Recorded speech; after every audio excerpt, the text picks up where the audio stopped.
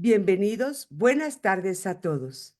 Hoy es un día para aprender, crecer y tomar acción en nuestra salud.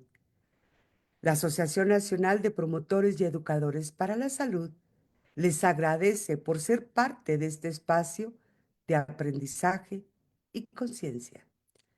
Hoy concluimos una semana de mucho éxito, Semana de la Salud Renal y su impacto en el cuerpo humano.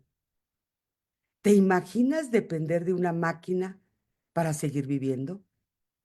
Para miles de personas con insuficiencia renal, la diálisis es su única opción mientras esperan un trasplante. El trasplante renal no solo salva vidas, también devuelve sonrisas, sueños y oportunidades. Un riñón sano puede significar volver a abrazar a la familia sin miedo, retomar proyectos y vivir con libertad. La educación y la promoción de la donación de órganos son clave, aunque hay muchas personas que desconocen la importancia de este acto de amor y generosidad. Tú puedes marcar la diferencia. Un donante puede cambiar la historia de alguien para siempre. Regalar vida es el mayor acto de humanidad. Para cerrar esta gran semana, teníamos que tener un gran tema: trasplante renal dando vida, donando vida, a cargo de la doctora Pamela Michelle Prado Lozano, que voy a presentarles. Ella es la doctora Pamela Michelle Prado Lozano. Ella tiene una licenciatura en medicina por la Universidad Panamericana, Facultad de Ciencias de la Salud de la Ciudad de México. Tiene una especialidad en medicina interna, Hospital Ángeles Mosel, Universidad La Salle en la Ciudad de México. Una subespecialidad en nefrología en el Centro Médico Nacional 20 de Noviembre del ISSSTE, de la UNAM, Ciudad de México. Tiene una alta especialidad en nefrología del trasplante del Centro Mexicano Nacional del 20 de Noviembre del ISSSTE, de la UNAM, Ciudad de México. Y actualmente labora en RENIU, Clínica de Hemodiálisis de la Ciudad de México, y práctica privada. Doctora, muchísimas gracias por estar esta semana tan importante para la cuestión de salud a nivel mundial. Bienvenida a AMPE, su casa, doctora. Muchas gracias a ustedes por la invitación y pues por esta oportunidad para compartir un poco de lo que hago todos los días.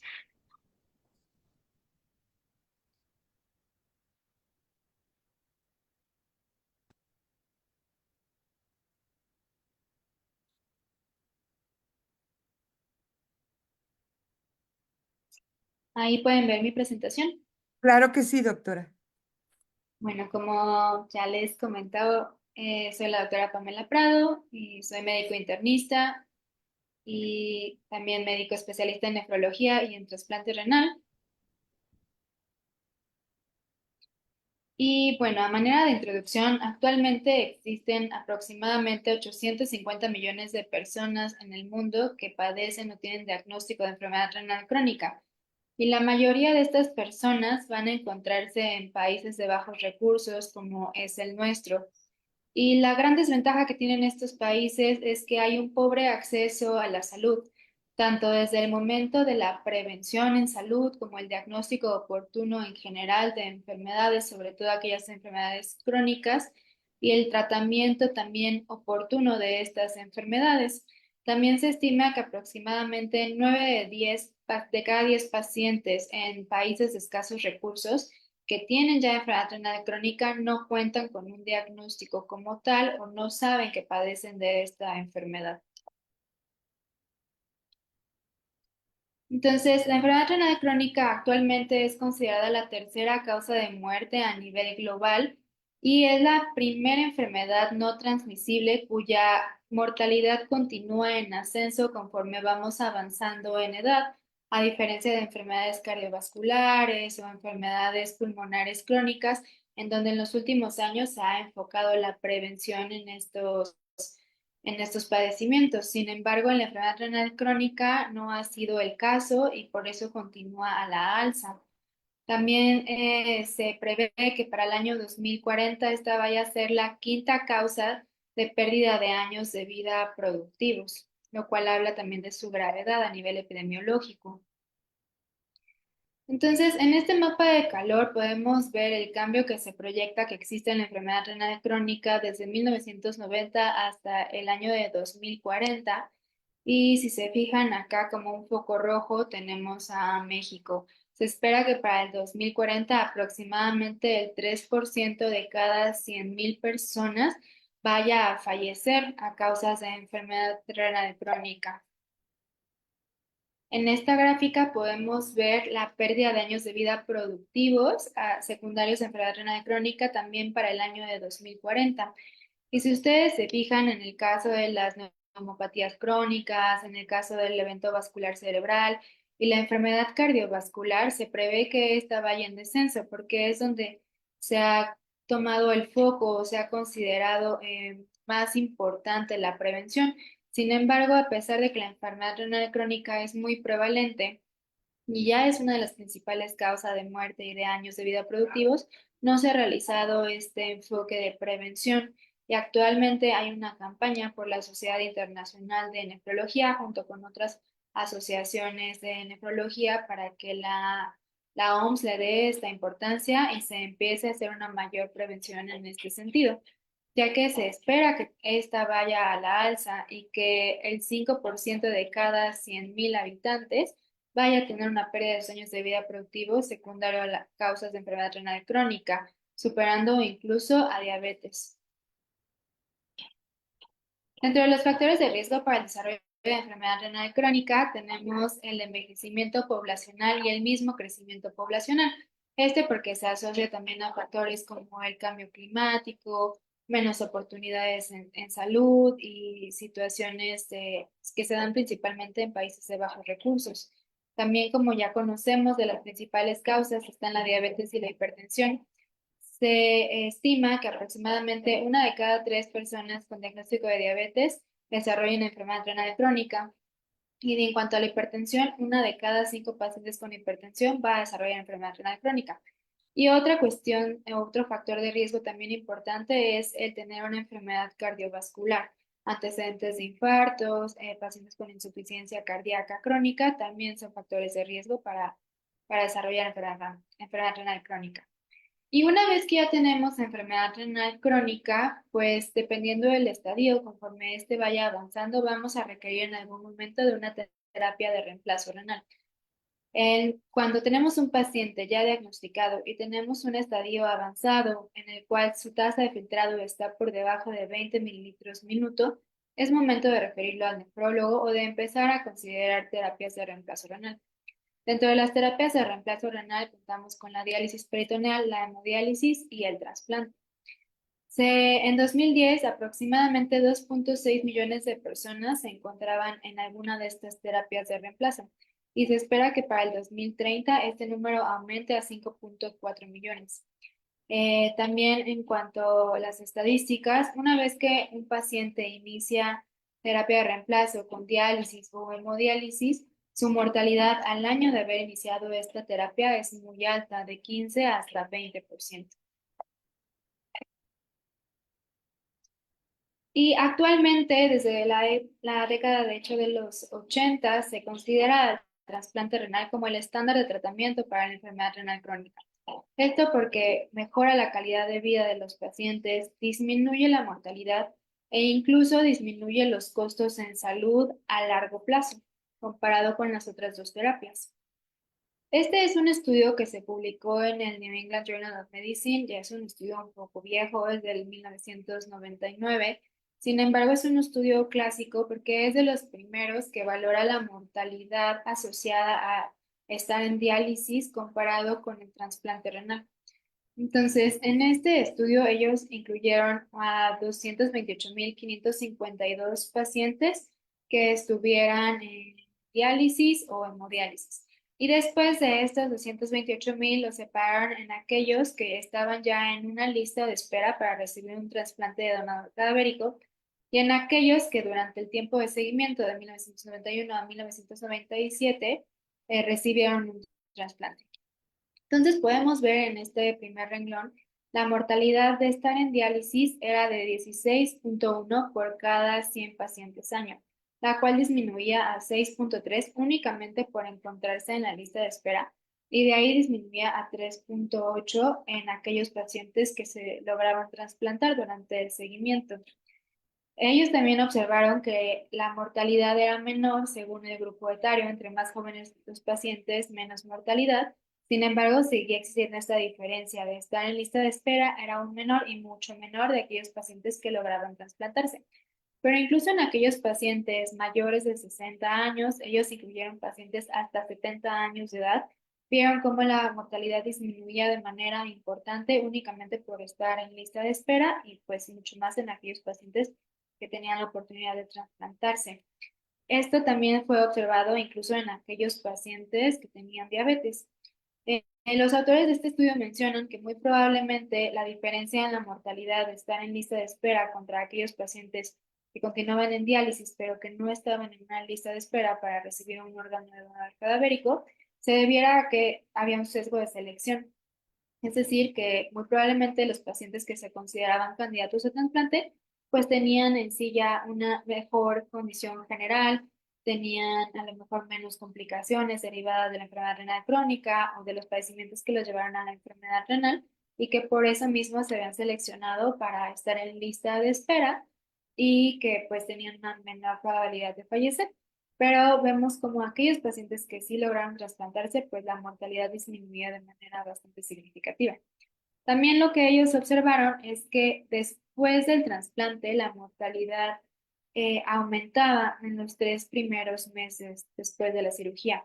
Y esto de cierta forma es esperado, ya que estos primeros 3 meses principalmente vamos a ver complicaciones asociadas al procedimiento quirúrgico en sí y también complicaciones asociadas a la inmunosupresión de inicio, que suele ser más agresiva y podemos ver un poco más de complicaciones infecciosas en estos 3 primeros meses. Sin embargo, ellos empezaron a ver que alrededor del día 244 la mortalidad no solo se igualaba, sino que de ahí iba disminuyendo a lo largo del seguimiento comparado con continuar en diálisis. Este otro estudio publicado en 2018 fue un estudio realizado aquí en México. Se utilizaron o incluyeron pacientes del Hospital General. Se realizó por el grupo del doctor Rafael Valdés e incluyeron a 760 pacientes que llegaban al Hospital General con diagnóstico de enfermedad renal crónica, pero que no se encontraban en terapia de reemplazo al momento de su ingreso y que ya tenían registro de su inicio.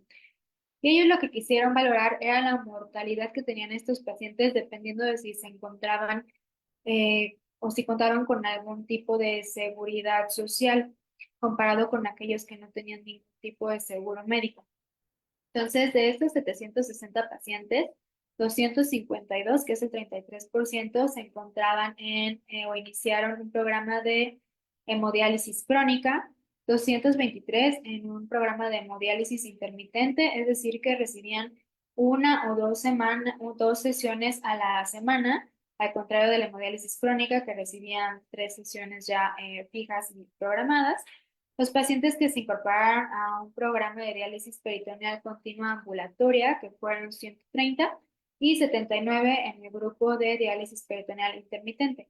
Estos pacientes de diálisis intermitente ingresaban al hospital cada semana, cada 15 días, recibían una serie de recambios y después eran dados de alta, y así se iban reingresando más o menos en estos periodos de tiempo. Y durante el seguimiento que ellos realizaron, 76 pacientes lograron entrar a algún programa de trasplante y recibieron un órgano. Esto correspondió al 10%. Y actualmente estos son las instituciones que brindan apoyo para el trasplante, ya sea completo o de manera parcial. que sería el Instituto Mexicano de Seguro Social, el ISSSTE, Petróleos Mexicanos, la Sedena y el SEMAR. Estos son los institutos que actualmente tienen protocolos de trasplante y que apoyan a los pacientes en las tres diferentes modalidades de terapia de reemplazo: hemodiálisis, diálisis peritoneal y trasplante renal. En cuanto a la mortalidad, ellos vieron que de los pacientes que se lograron trasplantar, pues bueno, la mayoría de estos, 27 contra 2%, se encontraban en algún tipo de seguridad social, y pues esto es bastante lógico, ¿no? Es mucho más difícil lograr acceder a un trasplante cuando no contamos con ningún apoyo de algún seguro médico.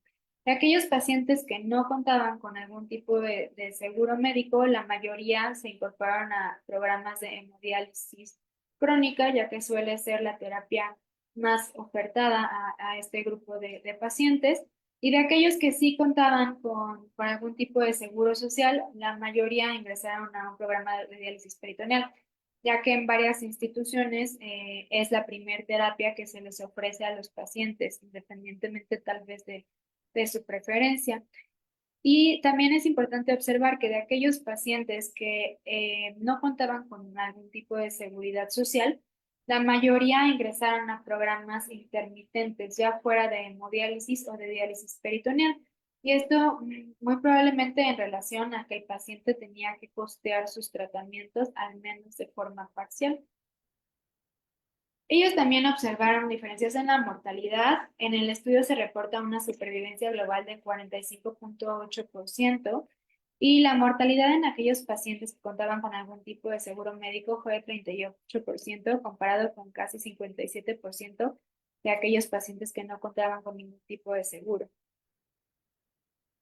En cuanto a la modalidad, según el tipo de terapia de reemplazo, podemos ver cómo aquellos pacientes que lograron acceder a un trasplante renal presentaron pues una supervivencia del 100%, comparado con el resto de las terapias. Aquellos pacientes que ingresaron a un programa de hemodiálisis crónica con una supervivencia de 61% a los 1000 días de tratamiento, de seguimiento que duró el estudio, 72% aquellos en programas de diálisis peritoneal crónica, 8% aquellos pacientes que estaban en hemodiálisis intermitente y 11% aquellos pacientes con diálisis peritoneal también intermitente. Entonces podemos ver la gran diferencia que existe en cuanto a la supervivencia, incluso considerando que durante los 3 primeros meses del trasplante esta pudiera estar incrementada.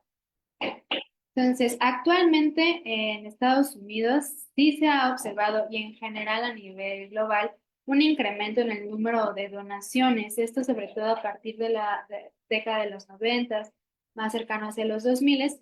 Sin embargo, también el número de pacientes que ingresan a una lista de espera pues continúa aumentando, y por eso es que no se logra cubrir la demanda de órganos.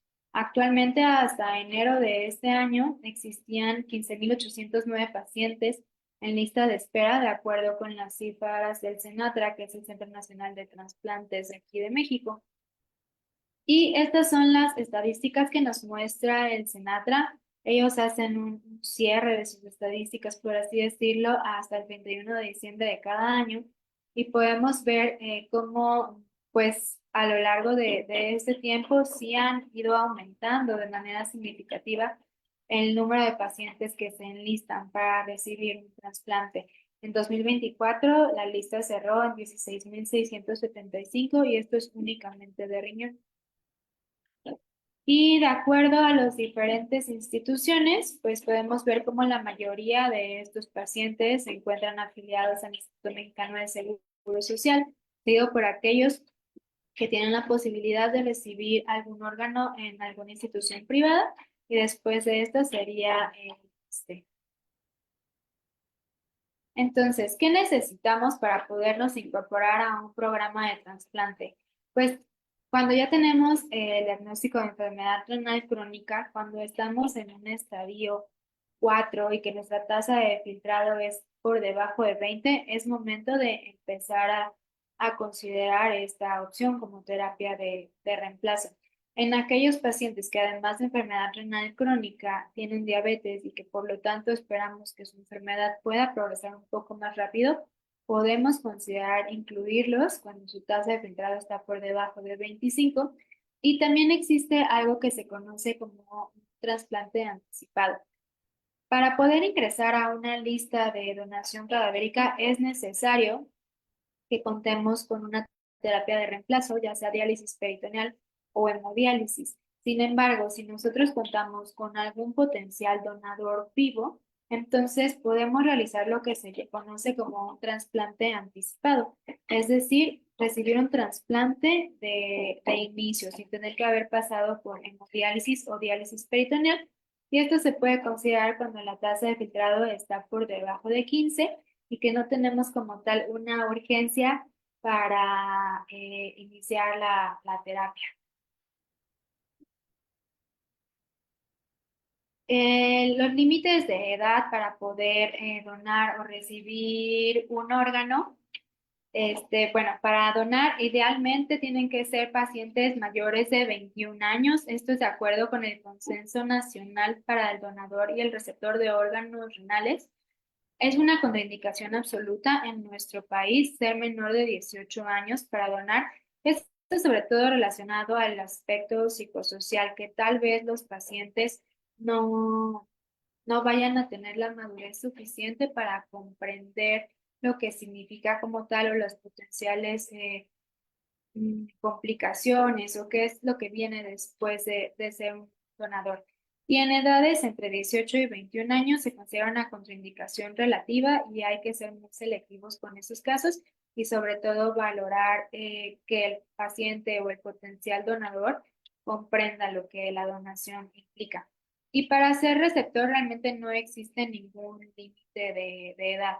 Incluso a los pacientes mayores de 65 o 70 años se ha demostrado que hay una mejor supervivencia y mejor calidad de vida después del trasplante.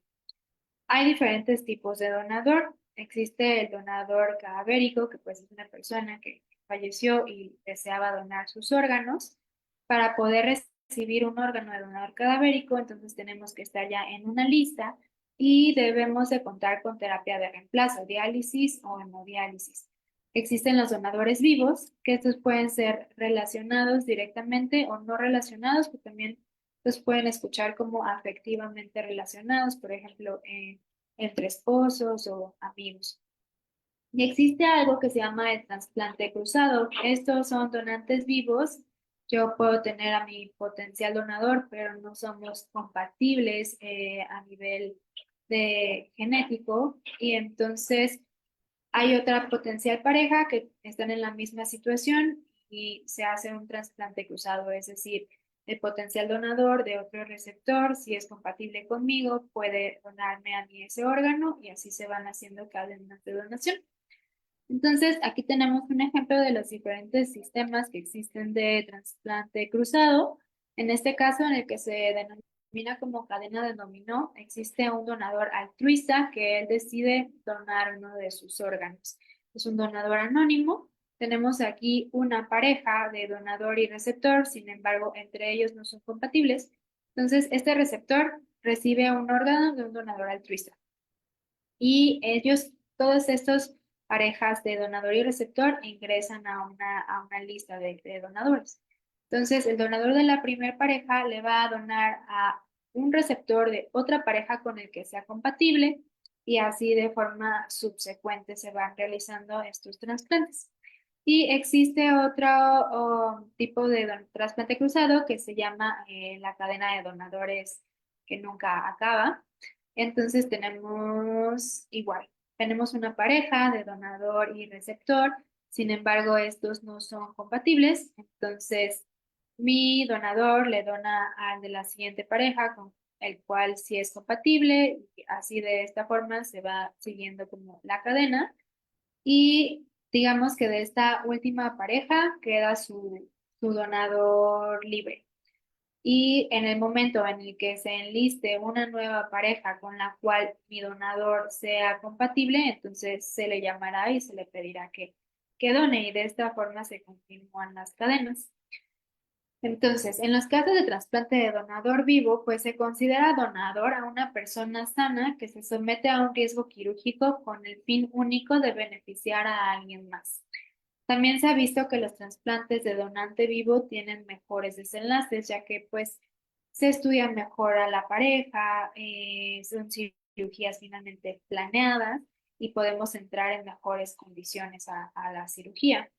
Y el propósito de la evaluación o de los protocolos de trasplante en el caso de donante vivo es identificar condiciones que puedan poner en riesgo desarrollar enfermedad renal crónica al potencial donador o a un riesgo quirúrgico o psicosocial que resulte ser inaceptable. Entonces, cada centro de trasplante tiene que valorar cuál va a ser su soporte o su punto crítico en el cual decidan que un potencial donador no puede donar. Sabemos que siempre va a existir un riesgo inherente a nuestra edad, a nuestros factores de riesgo para más adelante llegar a desarrollar enfermedad renal crónica. Entonces, en esta gráfica podemos ver en azul, tenemos diferentes candidatos a donador, ¿no? Entonces, en azul tenemos el riesgo de desarrollar enfermedad renal crónica a futuro, simplemente por nuestras características, por la edad, por el sexo, por nuestra etnia o por nuestro grupo poblacional. Y a esto se le van agregando factores a lo largo pues, de nuestra vida, como si tenemos enfermedades como hipertensión, si somos diabéticos, si tenemos sobrepeso o obesidad, tabaquismo. Y de ahí existe también riesgos que nosotros le podemos atribuir al potencial donador para que más adelante vaya a desarrollar enfermedad crónica. Es decir, un paciente pues ya de edad media, que tiene antecedente de tabaquismo, que tiene sobrepeso o obesidad, que vemos que tiene dislipidemia, que tiene una glucosa alterada en ayuno, pues probablemente no vaya a ser el mejor candidato porque sabemos que si esa persona no empieza a modificar su estilo de vida, pues va a tener riesgo de desarrollar enfermedad renal crónica, el cual puede aumentar en caso de volverse donador. Y de esto va a depender el protocolo de trasplante que forme cada centro y los puntos o las contraindicaciones que vamos a ir considerando para la donación. Entonces, el protocolo de trasplante que realizamos en el 20 de noviembre y en la mayoría de los centros va a incluir estas siguientes valoraciones. En la parte de psicología necesita necesariamente el binomio, una valoración por psicología, por psiquiatría y por trabajo social. También descartamos todas las complicaciones infecciosas, tanto infecciones activas, que son una contraindicación absoluta, como antecedentes de ciertas infecciones. En México es muy importante siempre evaluar, por ejemplo, tuberculosis. La valoración de cardiología, también todo binomio tiene que ser valorado tanto por urología como por los cirujanos de trasplante, quienes son quienes van a llevar a cabo la cirugía. También hacemos una valoración dental y de otorrinolaringología, esto para descartar ahí algunas cuestiones de infecciones activas o factores de riesgo, y la valoración integral del nefrólogo, que va a valorar sobre todo la compatibilidad entre órganos y el riesgo inmunológico o riesgo de presentar rechazo que pudiera presentar un potencial receptor. Entonces, como contraindicaciones absolutas para que alguien pueda donar, está primero la valoración de la función renal. Si el paciente tiene una tasa de filtrado glomerular por debajo de 60 mililitros, pues esto como tal ya lo consideramos enfermedad renal crónica y sería una contraindicación absoluta para que el paciente pueda donar. Si tenemos presencia de proteínas en la orina, como albúmina, más de 100 miligramos en decilitro, o proteinuria total, más de 300 miligramos sobre decilitro en 24 horas, eso también nos habla de que ya hay una alteración a nivel renal y por lo tanto sería también una contraindicación. Los pacientes que tengan antecedentes de litiasis renal o piedritas en los riñones, si es un episodio único que ha pasado más de 5 o 10 años y no ha vuelto a presentar ninguna complicación, entonces no es como tal una contraindicación. Sin embargo, si el paciente ha presentado más episodios o tiene alguna alteración metabólica o algún otro riesgo para que tenga recurrencia de litiasis, entonces en ese caso sí lo sería. Una hipertensión descontrolada, que consideramos aquellos pacientes que son hipertensos y que continúan con presiones arteriales arriba de 140/90, a pesar de ya estar tomando dos o más antihipertensivos, o que tengan evidencia ya de daño a órgano blanco, ojo, riñón, corazón, pues sería una contraindicación absoluta también. Si tenemos un paciente con una hipertensión controlada que tome los fármacos y que no tenga evidencia de ninguna otra complicación, se puede tomar como donador. Y el índice de masa corporal.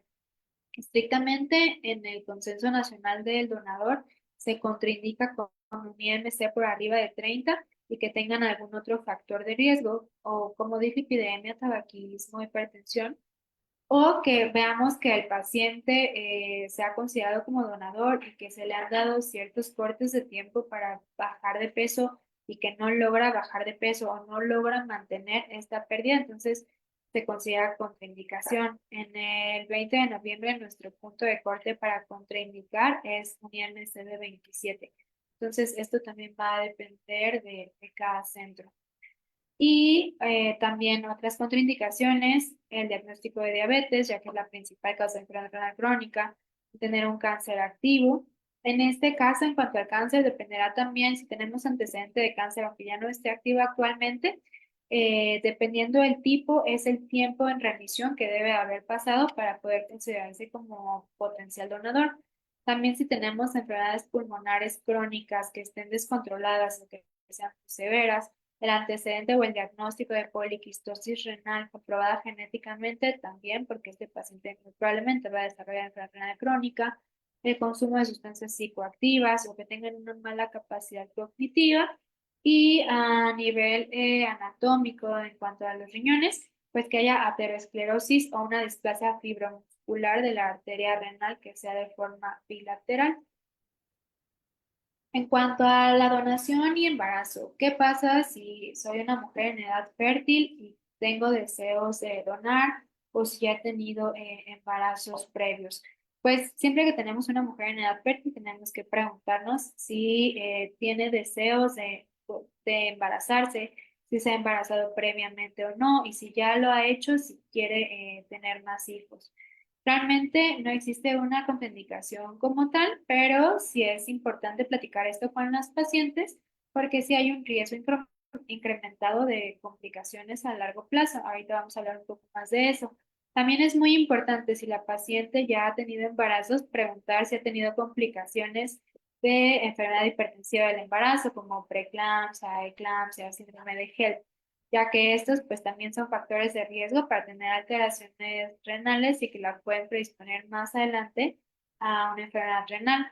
Entonces, no podemos descartar como donadoras a mujeres que estén en edad fértil y que más adelante quieran embarazarse. Simplemente sí es importante explicarles que pues al ser donadoras, tener ya únicamente un niñocito más adelante, puede haber un riesgo incrementado de complicaciones en el embarazo.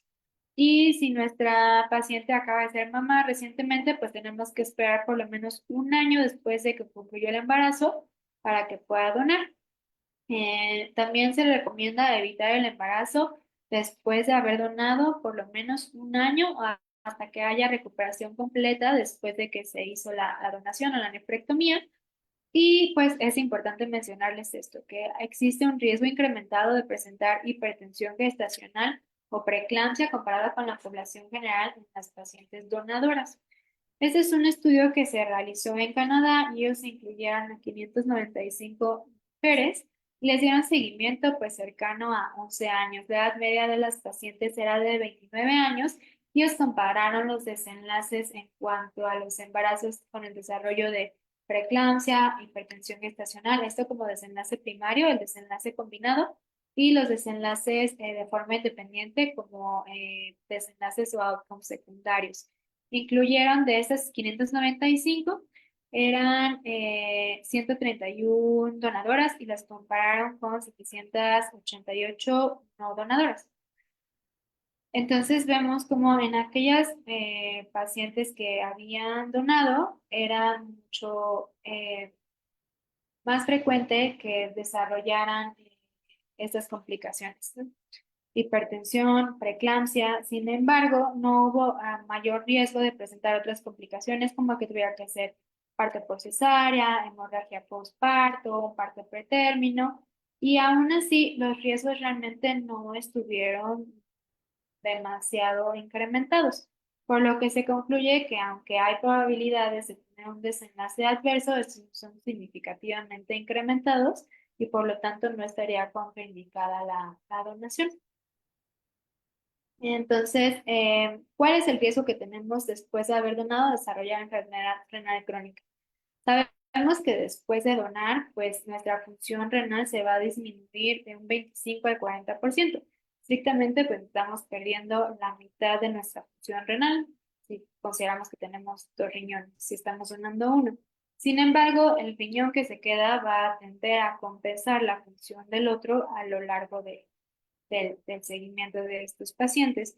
Y el riesgo absoluto de desarrollar una enfermedad renal crónica terminal, es decir, que requiera diálisis o hemodiálisis, a 15 años es muy bajo, 0.5%. Entre los factores de riesgo que se han asociado a este riesgo incrementado, pues el ser hombres, pacientes afroamericanos, el desarrollo de hipertensión o diabetes en los primeros 10 años después de haber donado, y también tener una enfermedad glomerular o que desarrollemos una enfermedad glomerular después de 10 años de haber donado. Este es otro estudio que se realizó en Estados Unidos y se realizó en el periodo de 1987 a 2020 y ellos incluyeron de sus bases de datos a 158.304 pacientes que habían donado. Y de estos, un total de 589 desarrolló enfermedad renal crónica terminal. En cuanto al tiempo, podemos ver que a los 20 años de haber donado, el 0.5% desarrolló o tenía una incidencia acumulada de enfermedad renal crónica terminal de 0.5 y a 30 años 1.5%. Entonces, ellos batieron aquí quienes tenían mayor riesgo comparado hombres contra mujeres. Era en la línea roja podemos observar que este era mayor en los hombres. También en cuanto a si el donador era relacionado directamente contra el receptor, era más probable o era más alto el riesgo. Y en cuanto a edad, ellos lo dividieron entre pacientes afroamericanos y pacientes caucásicos. Y aquí observamos algo interesante. Vemos cómo en pacientes afroamericanos a menor edad era más alto el riesgo de desarrollar enfermedad renal crónica terminal. Sin embargo, conforme iba avanzando la edad del donador, este iba disminuyendo. Observación a la inversa en el grupo de los pacientes caucásicos. A mayor edad, mayor riesgo de desarrollar enfermedad renal crónica. Y bueno, aquí podemos igual observar esto, ¿no? Edades mayor de 51 años se asociaba con un riesgo incrementado. Tomando como referencia a los pacientes caucásicos, pues en aquellos pacientes que fueran de alguna otra etnia era el riesgo incrementado y podemos ver aquí también en números lo que les mencionaba. En pacientes afroamericanos entre más jóvenes, 18 a 30 años, el riesgo se iba a una tasa de 5 comparado con aquellos, por ejemplo, mayores de 51, pues realmente el riesgo era mucho menor, 1.37. Si el donador era un familiar de primer grado, también aumentaba el riesgo. Y en aquellos pacientes con hipertensión descontrolada, puntas sistólicas más de 140, también se incrementaba el riesgo significativamente, no en aquellos que tuvieran una hipertensión controlada. En cuanto al peso, pues también a mayor índice de masa corporal, mayor era el riesgo y también si el paciente tenía antecedentes de tabaquismo. También existen actualmente este tipo de calculadoras que nos ayudan a estimar el riesgo que tiene un paciente de desarrollar enfermedad renal crónica terminal a 15 años y a lo largo de toda su vida, esto predonación. Entonces, nosotros nos va a pedir la calculadora que insertemos diferentes datos, como la edad, el sexo, la raza, la tasa de filtrado, presión arterial, si toma unos medicamentos para la presión, el índice de masa corporal, si es o no diabético, si hay presencia de albuminuria o de proteínas en la orina y si tiene antecedentes de tabaquismo.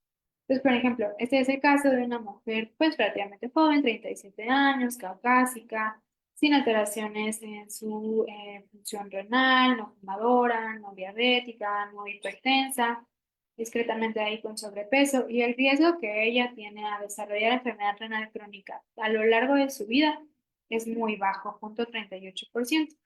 Y a los 15 años es de 0,05%, por lo cual pues esta paciente sería considerada una muy buena donadora, ya que el riesgo que ella tiene de desarrollar enfermedad renal a largo plazo es muy bajo. En cuanto a las contraindicaciones para el receptor, pues pacientes que tengan alteraciones cardíacas y que tengan una fracción de eyección del ventrículo izquierdo menor al 30% es una contraindicación relativa. En este caso, consideraríamos el paciente para un trasplante dual, donador corazón-riñón, que tenga enfermedad cardiovascular multivaso, que no sea posible reparar quirúrgicamente o revascularizar, sería una contraindicación absoluta, al igual que una valvulopatía severa, hipertensión pulmonar que no sea secundaria a sobrecarga de volumen y que no responda a tratamiento médico y que tengan un tabaquismo activo, enfermedades pulmonares crónicas severas, mal controladas, igualmente el índice de masa corporal por arriba de 30, ya que se asocia a más complicaciones quirúrgicas. Sin embargo, este corte también va a depender de cada centro. Cáncer activo, lo mismo en el paciente de cáncer, dependerá la estirpe del cáncer, el tiempo que se requiera estar en remisión para ser considerado como receptor. El que tenga malformaciones severas de la vía urinaria que no se puedan reparar quirúrgicamente pretransplante y que vayan a condicionar una disfunción porque haya reflujo vesicoureteral después en el injerto y también el consumo activo de sustancias psicoactivas o que tengan una mala capacidad cognitiva. Y ya casi para acabar, algo muy importante que hacemos todos los días cuando valoramos a un potencial paciente para trasplante es valorar el riesgo inmunológico, es decir, los antecedentes de sensibilizaciones previas que ha tenido el paciente y el riesgo que tiene de desarrollar rechazo del injerto. Y como parte de esta valoración, siempre tenemos que conocer el grupo sanguíneo del receptor y del potencial donador. De preferencia, casi siempre tienen que ser del mismo grupo sanguíneo para evitar la incidencia de rechazos. La prueba cruzada, que es una prueba que hacemos para ver la compatibilidad entre donador y receptor, y la información genética que vemos con el HLA de los receptores. También, entre más compatibles sean con su potencial donador, mejor, menos riesgo de rechazo. Y algo que conocemos como PRA o el panel reactivo de anticuerpos. Los anticuerpos que potencialmente pueden estar dirigidos contra el órgano que se va a recibir. Y como conclusiones, pues el trasplante es actualmente la mejor terapia de reemplazo, ya que se asocia a una mejor supervivencia y una mejor calidad de vida. Y la detección y la referencia temprana al nefrólogo disminuye las complicaciones de la enfermedad renal crónica y aumentan las posibilidades de los pacientes de recibir un trasplante, de que lleguen con menos complicaciones a una lista de espera y de que se incluyan oportunamente en estas listas. No existe un límite como tal para recibir un trasplante, eso es muy importante. Y bueno, el protocolo de trasplante es muy extenso, tanto para el donador como para el receptor, pero su objetivo es descartar potenciales complicaciones en el binomio. Y pues eso sería todo. Bueno, como sabemos, pues estas pláticas fueron con el motivo del Mundial del Riñón que se celebró el pasado 13 de marzo. Y yo los invito a preguntarse cómo está la salud de sus riñones y hacer conciencia de qué tanto los cuidamos. Y también les dejo aquí mis datos para contacto en caso de que tengan alguna otra pregunta. Muchísimas gracias, doctora. No me quite esa imagen. Vamos a dejarla un poquito ahí por si los que nos ven en las redes sociales quieren hacer captura de pantalla, una foto, los que están aquí en nuestra sala de Zoom.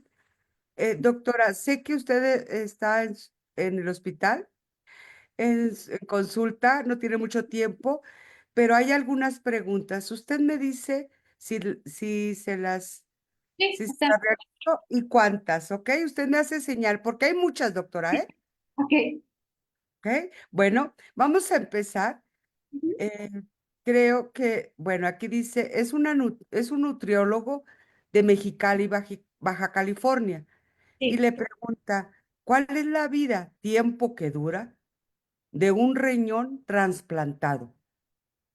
Es muy variable, depende también si es de donador vivo, de donador cadavérico. Por lo general, los trasplantes de donador vivo tienen una mayor supervivencia en promedio, o bueno, puede ser tan buena como hasta 15, 20 años, donador cadavérico de 10 a 15, pero realmente va a depender mucho de cómo sea el post-trasplante.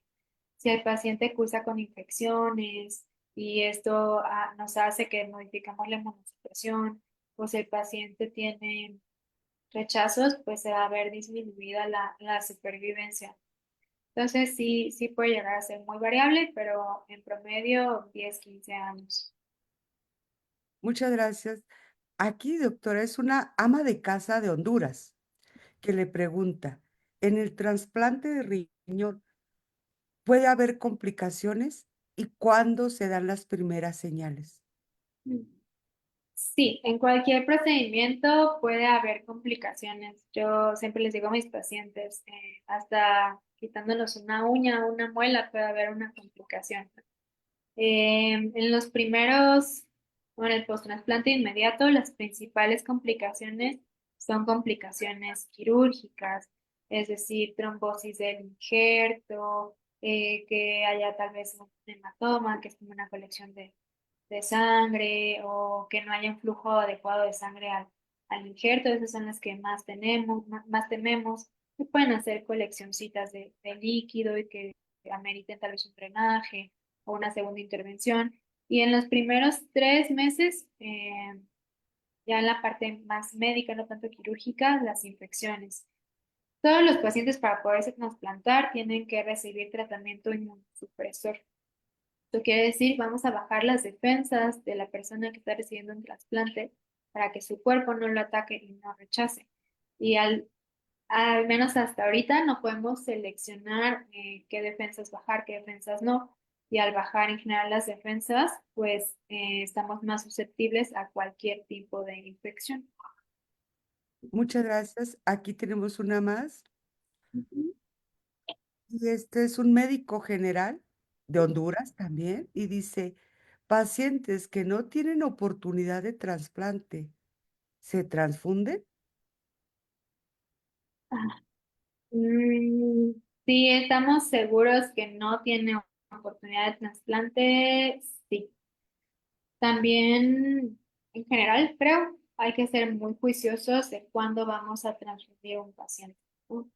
Si tenemos hemoglobinas de menos de 8, un síndrome anémico franco, un ángor anémico, pues está indicada la transfusión, ¿no? Aunque el paciente pues sea considerado candidato, pues primero está la vida del paciente y después el injerto, pero muchas veces creo que somos muy liberales con las transfusiones sanguíneas, entonces creo que en general en cualquier paciente sí tenemos que ser muchas veces un poquito más juiciosos.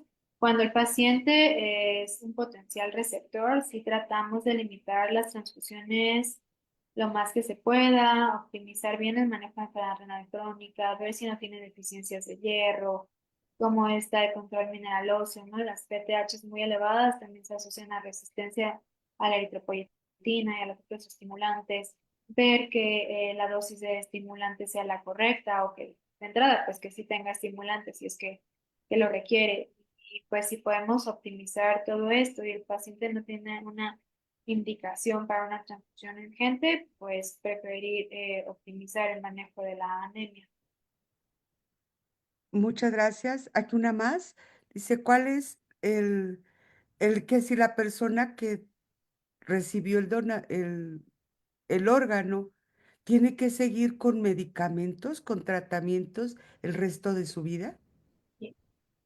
Una vez que se trasplanta el paciente y mientras tenga un injerto, el paciente tiene que tomar medicamentos inmunosupresores por el resto de su vida. Si no tomamos medicamentos inmunosupresores, va a haber un rechazo y potencialmente se va a perder ese órgano. ¿Cuál es el diagnóstico más certero para el daño de un riñón para poderlo donar? Es una para, enfermera de México. para poderlo donar. Sí, o sea, ¿cuál es el estudio o diagnóstico más certero para, ver si tiene daño o no daño renal aquella persona que quiere donar? Ok. Dentro de la valoración nefrológica, lo que hacemos, al menos en el 20 de noviembre, se hace una química sanguínea para valorar la creatinina y cuál es la tasa de filtrado que tiene este paciente. Si tiene una tasa de filtrado por debajo de 60, es una contraindicación absoluta. Tiene que ser por lo menos arriba de 80. Eso como valoración inicial. De ahí hacemos una recolección de orina de 24 horas para ver un aclaramiento también de la creatinina en que coincida con la tasa de filtrado que tenemos estimada por creatinina, además de descartar que no haya presencia de proteinuria o de albuminuria en las 24 horas de la recolección. También en muchos centros hacen estudios de imagen, una tomografía para ver la anatomía de los riñones o al menos un ultrasonido. Y en nuestro caso, porque lo tenemos disponible y así es, lo dicta nuestro protocolo, se hace también un gamagrama renal, que en general el gamagrama renal es el estudio que es el gold standard para considerar o para determinar la función renal. No en todos los centros está disponible, entonces no en todos los centros se realiza el gamagrama, pero por lo menos tienen que tener una tasa de filtrado estimada por creatinina. Si hay disponible cistatina, se utilizan las dos. La recolección de orina para aclaramiento de creatinina y para determinar si hay presencia de proteínas en orina y un estudio de imagen para valorar la anatomía de los riñones.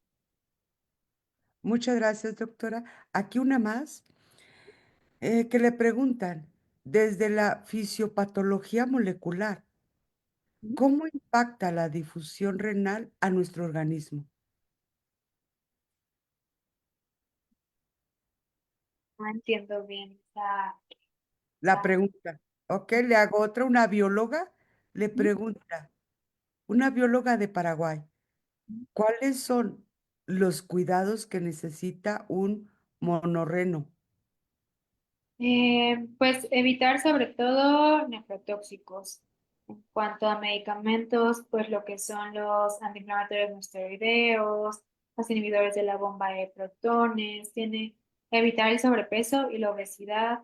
Si el paciente es hipertenso, que tenga un buen control de su presión arterial. Igualmente, si es diabético, tiene que tener muy buen control de su diabetes, evitar automedicarse, mantenerse bien hidratado. Idealmente sí debería tener seguimiento por lo menos con un médico internista o si pudiera, si es posible, con un nefrólogo, pues para ver que la función de ese riñón se conserve. Muchas gracias. Doctora, aquí hay una pregunta de un médico familiar de Venezuela. Sí, ¿cómo evitar progresión de nefropatía diabética a través de medidas preventivas? El tratamiento de la enfermedad renal diabética es el control de la diabetes. Entonces, una vez que ya tenemos un paciente diabético, sabemos que ese paciente tiene mucho riesgo de desarrollar complicaciones, no solamente renales, sino también cardiovasculares y de la microvasculatura, ¿no? A nivel oftalmológico, las terminales nerviosas. Entonces, en general, el tratamiento preventivo y el tratamiento como tal de la enfermedad renal diabética, pues es el adecuado control de la glucosa, que llevemos a este paciente a metas de tratamiento de diabetes. También existen ciertos fármacos, como actualmente los inhibidores de la SGLT2, los GLP-1, que pues han visto que tienen mucho beneficio a nivel renal, cardiovascular, incluso en pacientes que no son diabéticos, que tengan un adecuado control de la presión arterial también, controlar sobrepeso, obesidad, dislipidemia. Y en general, el tratamiento para prevenir la progresión de enfermedad renal crónica, pues es también este mismo, ¿no? Buen control de la presión arterial, control de sobrepeso o obesidad, tratar de limitar la proteinuria, evitar el tabaquismo, control de dislipidemia y de la acidosis metabólica. Aquí, gracias, doctora. Me imagino que es nutrióloga de México. Le pregunta que cómo implementar actividad física con hemodiálisis. Hay muchos centros que incluso promueven que durante las sesiones los pacientes practiquen actividad física. Hay algunas bicicletas estacionarias y se les trata de invitar a los pacientes a que mientras están en la sesión hagan este ejercicio en bicicleta. Realmente como tal no existe una contraindicación para que un paciente que esté en diálisis peritoneal o hemodiálisis realice actividad física, obviamente con los cuidados adecuados de sus catéteres. Sabemos que estos no se pueden mojar, ¿no? Entonces obviamente la natación está contraindicada, pero como tal ejercicios de resistencia que el paciente tolere o aeróbico, no existe una contraindicación. Muchas gracias. Aquí una enfermera le pregunta, ¿la dieta renal es diferente para cada paciente si tiene diálisis, si está trasplantado? Sí, realmente los pacientes trasplantados como tal no tienen ya una contraindicación en la dieta. Lo único que sí les prohibimos es la toronja, porque la toronja interacciona con muchos medicamentos y dentro de estos los medicamentos inmunosupresores. Y pues como son pacientes que tienen mayor predisposición a infecciones, siempre les sugerimos no consumir alimentos crudos, ¿no? Crudos nos referimos como a las carnes. Frutas, verduras bien lavadas, bien desinfectadas, no hay ningún problema. Y pues sí ser juiciosos del consumo de alimentos en la vía pública por el riesgo de adquirir una infección. Los pacientes con enfermedad renal crónica sí deben de llevar una dieta especial. Lo ideal es que se apoyen con una nutrióloga renal y es diferente si están en diálisis o hemodiálisis porque el requerimiento de proteínas va a cambiar. Sobre todo los pacientes que están en diálisis peritoneal pierden más proteínas justamente por la diálisis y deben tener dietas más altas en proteína que un paciente que, por ejemplo, aún no inicia una de estas terapias. Las tendencias actuales es ya no tanto limitar los alimentos, porque los pacientes se desnutren. Entonces tampoco es bueno tener un paciente desnutrido, al contrario, aumenta más la mortalidad. Sino saber qué cantidades, qué tipo de alimentos y qué estrategias podemos hacer para disminuir, por ejemplo, el fósforo, el potasio, ¿no? La doble cocción o remojar, por ejemplo, las legumbres. Entonces sí, cada paciente debe tener pues una dieta individualizada, ¿no?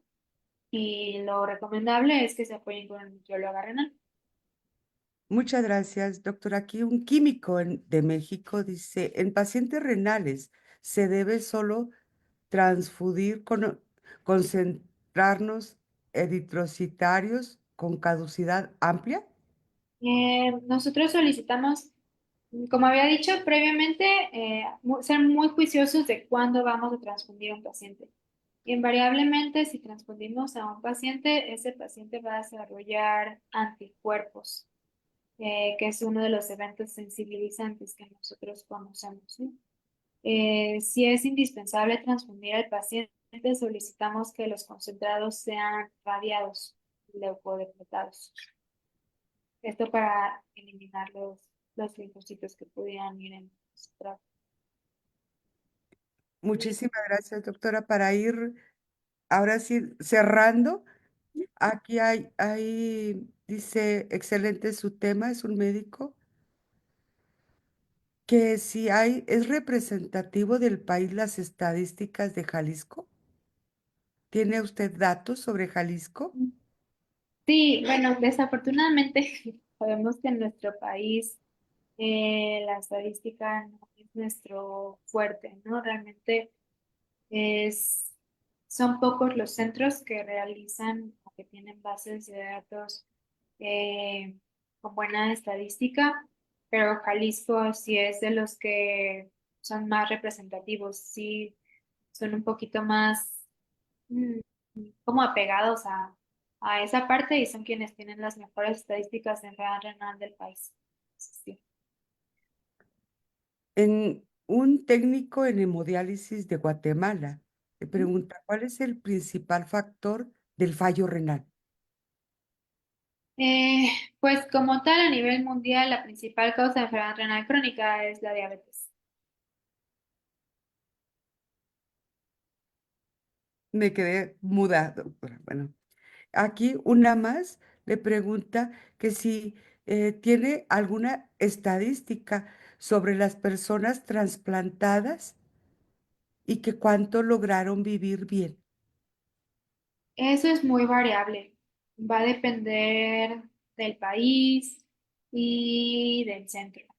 Sí, realmente es muy variable, pero de forma global, al año del trasplante, la supervivencia es arriba del 95% del injerto y del paciente.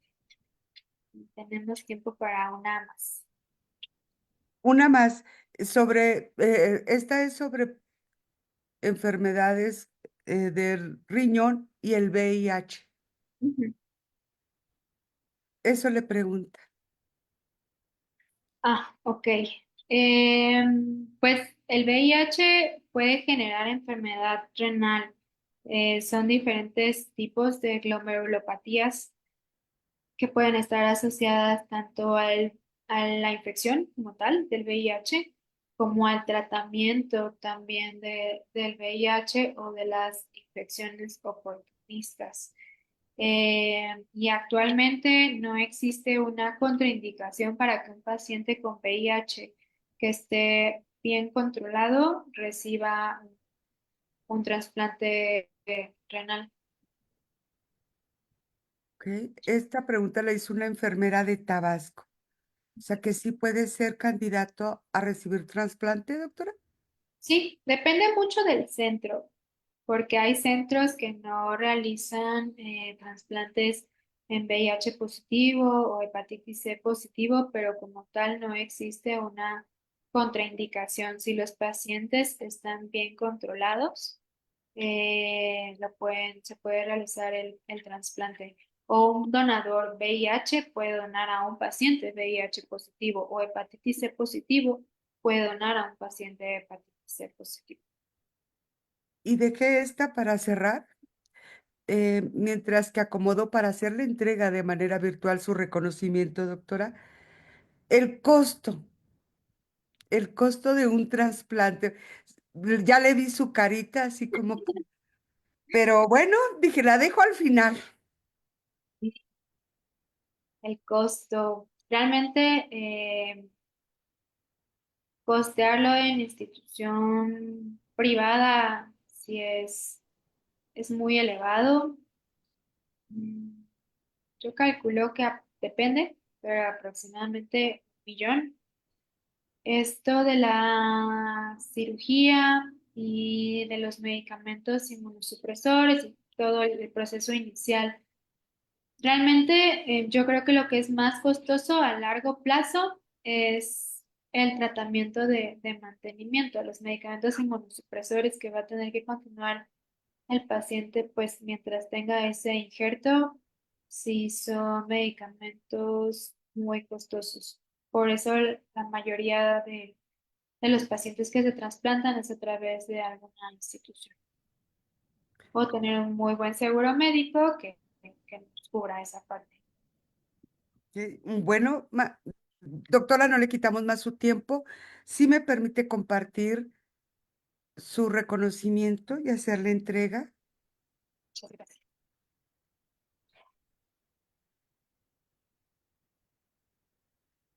La Asociación Nacional de Promotores y Educadores para la Salud, ACE, otorga el presente reconocimiento a la doctora Pamela Michelle Prado Lozano, especialista en medicina interna, nefróloga y trasplante renal, por su excelente participación en la conferencia Trasplante Renal, Donando Vida, en nuestra Semana de Salud Renal y su impacto en el cuerpo humano en su modalidad virtual hoy desde la Ciudad de México, 21 de marzo del 2025, y firma por la mesa directiva la licenciada Alma Esperanza Martínez Aguirre, vocal de esta mesa directiva y su servidora.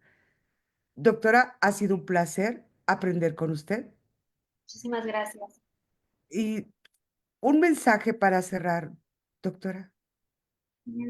Pues primero empecemos por cuidar y preocuparnos más de nuestra salud en general y de nuestros riñones. Y pues los invito a que se vuelvan donadores. Cuando nos vayamos no nos vamos a llevar nada y podemos ofrecerle la oportunidad de una nueva vida a alguien más. Muchísimas gracias, doctora. Un fuerte abrazo en la distancia de corazón a corazón. Gracias. Esta es la primera, esperemos que no sea la última, doctora. Gracias por estar aquí y compartir su tiempo, que es valioso, su tiempo, su conocimiento y su sabiduría con nosotros. Gracias por tener ese don de compartir lo que sabe. Fue mucho. Gracias.